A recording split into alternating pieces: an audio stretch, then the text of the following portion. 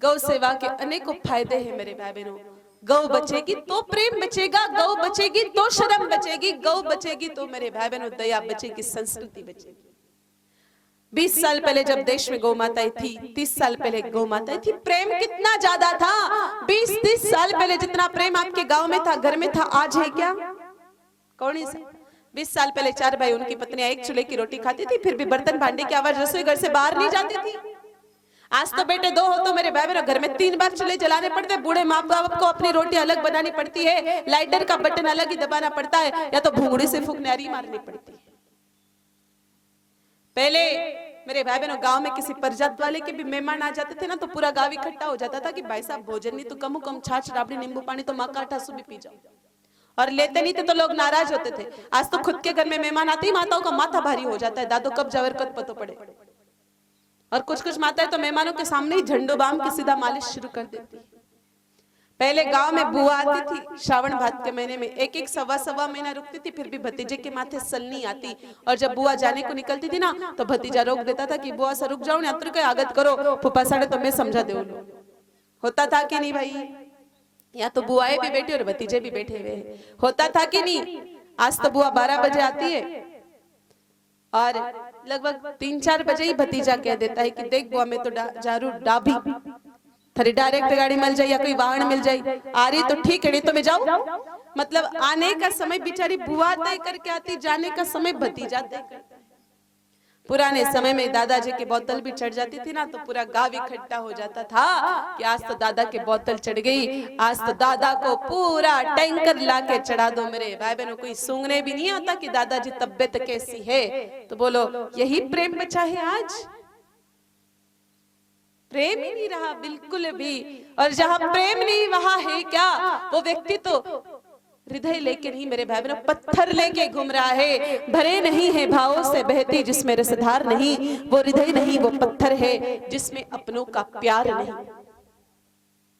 गौ माता खत्म होते ही लाज लज्जा शर्म भी खत्म हुई। अरे भाई 20-35 साल पहले अगर हम बेटियों को देखते तो उनके कपड़े के आस्तीन बिल्कुल यहाँ तक होते हैं और पायजामा घुटने तक होता। आजकल बहनों की कपड़ों की हालत आपको बहुत अच्छी तरह से पता है क्या हो चुकी है।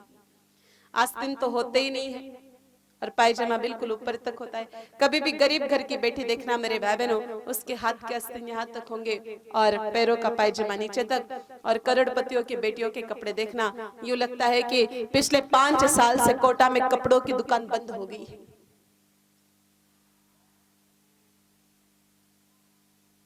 माता बहनों की भी वही स्थिति है। 20, 22, 25 साल पहले कथा यहाँ होती तो सबके घूंघट दाढ़ी के नीचे मिलते। कुछ माताएं आगे पीछे कर रही है, लेकिन 20 साल पहले कथा होती तो घूंघट नीचे मिलता। अब सबके टीलियों के ऊपर पधार चुके। और कुछ माताएं घूंघट तो लेती है, ऐसा नहीं कि लेती नहीं, लेकिन बिल्कुल ट्रांसपेरेंट आर पार दीवार, पहनो नहीं पहनो, लो नहीं लो, कोई मतलब नहीं बचा। बात करें भाइयों की तो पहले 17-18 साल का लड़का अपने पिता से बात करता था तो गर्दन झुका करके, आंखें झुका करके बस जी या हुक्म ही बोलता था, तीसरा शब्द कोई होता ही नहीं था। आज तो मेरे भाई बहनों सीधा चुटकियां बजती बाप के सामने। बाप को ही बेटे के इशारे पे नचना पड़ता है। अरे भाई पहले 20-25 साल पहले कोई नौजवान पिता बन जाता था ना, तो अपने खुद के छोरे को छोरी को अपने पिता के चाचा के ताऊ के सामने ले जाने में उसको शर्म महसूस होती थी। होता था कि नहीं? मैं मेरे खुद के छोरे को कैसे ले जाऊं? आज तो मेरे भाई बहनों बच्चा ढंग से सूखता भी नहीं, उसका नावण भी नहीं होता, कुआ पूजन भी नहीं होता, तब तक उसको हाथ में लेकर के बाइक में बिठा करके सीधा पूरे गांव के मोहल्ले का राउंड लगा करके आ जाते कि देखो भाई मुंह भी पापो बनेंगे हो, जैसे गांव के सभी लोग तो बांझड़ी हैं। तो शर्म खत्म हुई कि नहीं? ये क्यों हुआ मेरे भाई बहन? ये हमारी भारतीय संस्कृति नहीं थी, ये खत्म हुई। गौ माता खत्म होते ही दया भी खत्म हुई। दया के नाम पर आज चारों तरफ केवल मात्र दिखावा चल रहा है, ओनली दिखावा, केवल प्रदर्शन। एक तरफ तो सेठ जी पूरे गांव वालों को भंडारा जिमाते हैं, नहीं खावे तो भी ठूस ठूस के खिलाते हैं। और वही सेठ जी और दूसरे ही दिन उसके आंगन में कोई सुबह सुबह सच्चा भिखारी आ जाए जिसने 4 दिन से रोटी का टुकड़ा भी नहीं देखा है, उसको तो मेरे भाई बहनों चुटकियां बजा बजा के भगा देते हैं कि भाई निकल, चल चल चल यहाँ से, सुबह सुबह दिमाग मत खराब कर। एक तरफ तो हमारी माताएं बहनें चींटियों को दाना डालती है, कीड़ी नंगला सींचती है, और दूसरी तरफ कॉकरोच हिट से पूरे घर के कॉकरोचों को मारती है। एक तरफ तो हमारे किसान भाई कबूतरों को दाना डालते हैं, आप में से भी कुछ लोग कबूतरों के दाने उड़ाते होंगे, और दूसरी तरफ 1 घंटे बाद ड्रम में जहर भर के ले जाते हैं, पूरे खेत में छिड़क के आ जाते। ये कौन से कंपनी की दया है भाई? जो कीड़ी में है वही तो कबूतर में है ना। कीड़ी में कीड़ी बन बैठो, हाथी में भी तू को तू, चंड महावत हाकण लागो, हाकण वालो तू ही तू। वो परमपिता परमात्मा सभी जीवों में समान रूप से व्याप्त है। और गौ माता खत्म होती, मुस्कुराहट भी खत्म होगी। मेरे भाई बहनों, कितना अच्छा समय देखो, सुबह का ब्रह्म मुहूर्त का बढ़िया समय था कथा का।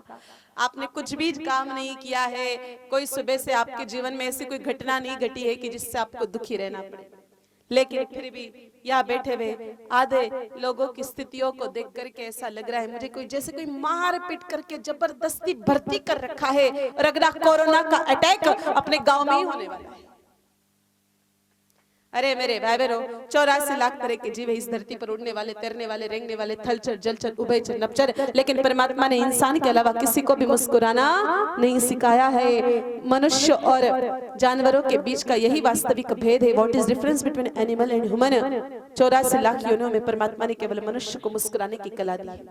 आप लोगों ने आज तक आपके गाँव के किसी गधे को मुस्कुराते हुए देखा है? देखा है नहीं ना।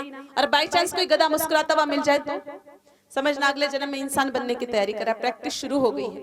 और कोई इंसान बिना किसी काम के 24 घंटों मुंडो लटका बैठ जावे तो क्या समझना चाहिए? प्रैक्टिस इसकी भी चलती है। अब आप तो समझदार हो, समझ गए। मेरे भाई बहनों, जब हम छोटे थे हमारे स्कूल में मुस्कुराने की भी गीत चला करते थे। आपके भी स्कूल में चलते होंगे 15 अगस्त और 26 जनवरी के दिन। अलबेलों की इस धरती के त्योहार भी है अलबेले, अलबेलों की इस धरती के त्योहार भी है अलबेले।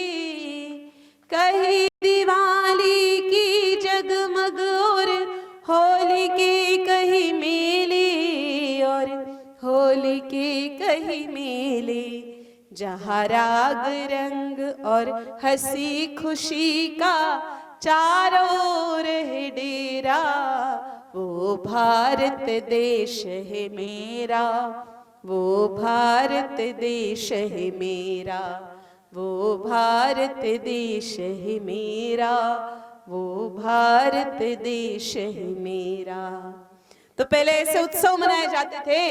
15-15 दिन पहले तो दिवाली की तैयारियां शुरू हो जाती थी, और 15-15 दिन तक होली की खुमारी नहीं निकलती थी। आज तो मेरे भाई बहनों कैलेंडर में चेक करना पड़ता है होली कब आई और दिवाली कब गई।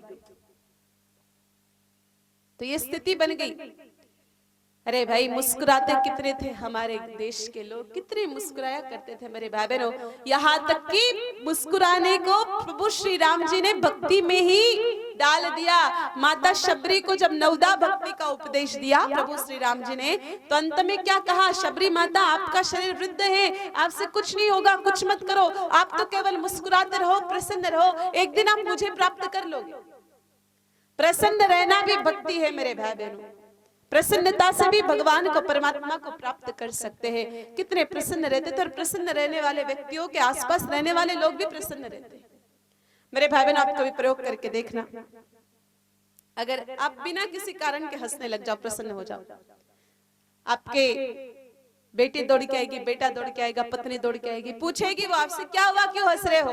आप 5 मिनट जवाब मत दो, बस हंसते रहो, हंसते रहो, वो भी आपके साथ हंसना शुरू कर देगी।